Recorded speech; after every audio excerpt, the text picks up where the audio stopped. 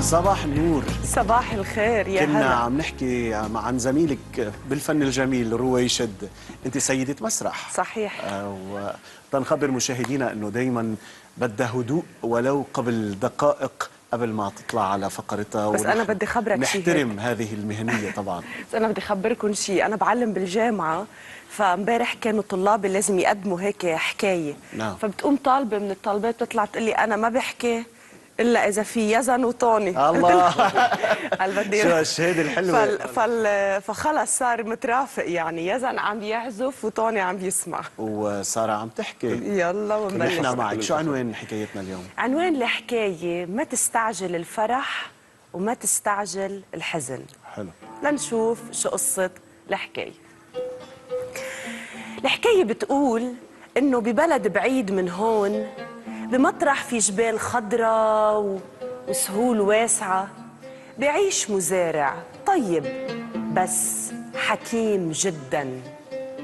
هالمزارع ما كان عنده ولا حصان، باقي المزارعين كان عندهم أحصنة بس هو ما كان عنده ولا حصان.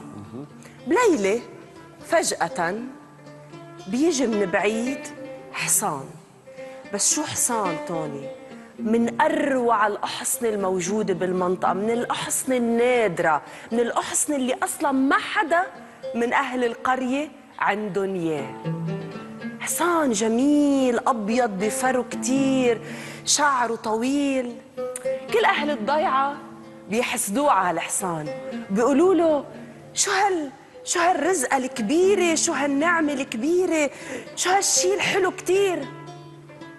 الفلاح وجهه عيونه صوته ما تغيروا، قال لهم عادي الحمد لله، بس انه عادي، لانه يمكن الشي الحلو يكون مش حلو، خلينا ننطر. راحت الايام واجت الايام، وهالحصان بيوم من الأيام وبليلة من الليالي بفل وبيروح.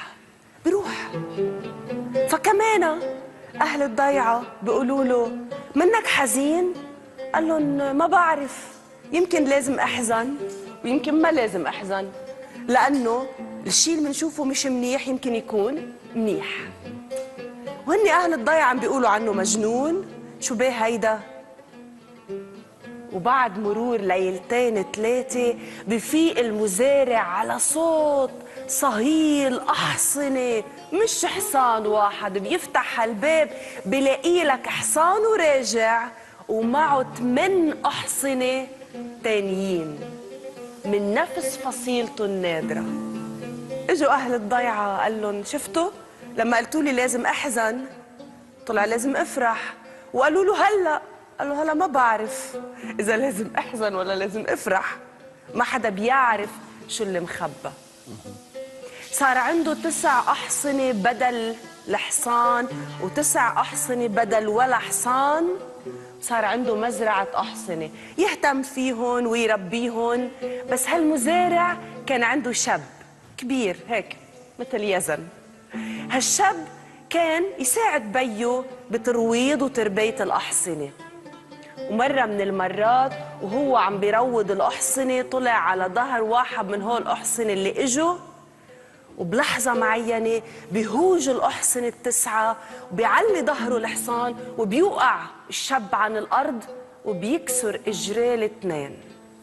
أهل الضيعة بيجوا بيقولوا له لازم تحزن يا حرام، عن جد طلع معك حق، هالأحصنة طلعوا بلاء مش نعمة، تكسروا جرير ابنك ويمكن يشفى ويمكن ما يشفى. تبسم الرجال الحكيم وقال لهم ما بعرف إذا لازم أحزن أو لازم أفرح، لهون وبس.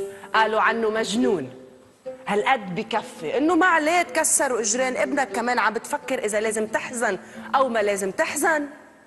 وهو ساكت ولا كلمة. بعد فترة قصيرة كتير تندلع الحرب، والدولة عندهم بالمملكة بتقرر تاخد كل الشباب على الحرب، على الخدمة الإجبارية للحرب. ممنوع، ما عندك أي خيار. كل حدا تحت ال50 بده يروح على الحرب، ويبلشوا يبرموا بالقرى ويلموا الشباب ويلموا الشباب وبدقوا باب هالرجال الحكيم. بدهم ياخدوا له ابنه، بس ابنه قاعد ما في يقوم، جرين الاثنين مكسرين، ما في يتحرك من محله. فبيطلع القرار انه اتركوه، ما فينا ناخده. يجوا اهل الضيعه وبيقولوا له فهمنا انه الانسان ما يستعجل الفرح ولا يستعجل الحزن. والآية القرآنية بتقول بسم الله الرحمن الرحيم: عسى أن تكرهوا شيئا وهو خير لكم، وعسى أن تحبوا شيئا وهو شر لكم. يسلم تمك. امين. حلو كتير، يعني اخذتينا معك، وبعتقد انه بطلي قصتك اثنيناتهم مؤمنان، عارفين انه اللي جاي رح يكون خير، مؤمنان بالله ومؤمنان بالفرح بذات الوقت.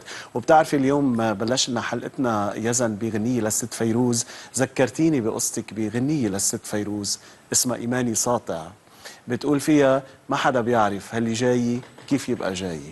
بقى الإيمان هو فما تحزن النعمة على أي الأساسية. شيء بيصير معك، ولا تفرح فرح كتير كبير على اللي بيصير معك.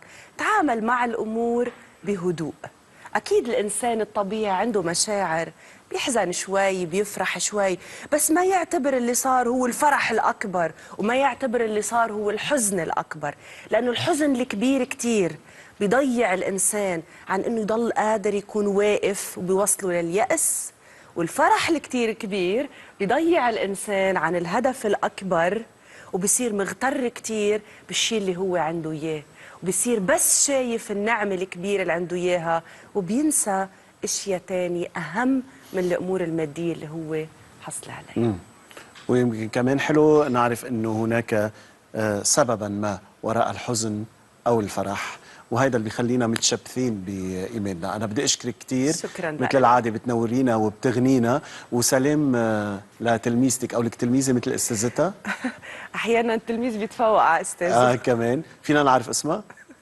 بعدين لا. بعدين. سلام لها بكل الأحوال. شكرا لك، شكرا لك يا زلمة.